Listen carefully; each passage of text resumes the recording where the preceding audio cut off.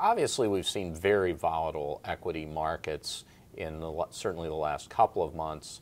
How has that affected the market for corporate control? You mentioned spin-offs and hostile deals. I think if you look at volatility, it's been tremendous since probably middle of the summer, especially. I mean, if you look at the Dow up and down, the peaks and valleys are just breathtaking in terms of how quickly the market has been moving.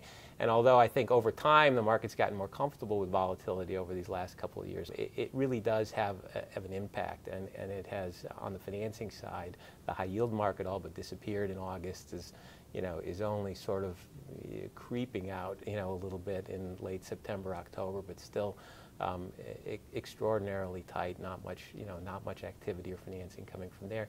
Even the more typical syndication markets have been very difficult to clear, and so the financing, the fairly robust financing markets that fueled kind of late last year, early this year growth in M&A aren't there, and so with that kind of lack of financing support, and then there's volatility that impacts perceptions on price between buyers and sellers. I think you're really seeing a pullback in the M&A markets, that's likely to continue for some time with the kind of uncertainty we have. I think that what that pushes you towards in a world where if you look forward and say, well, economic growth doesn't look so rosy, our ability to organically grow our business may not be so great. Where do we find the top line growth and bring some more profitability to the business?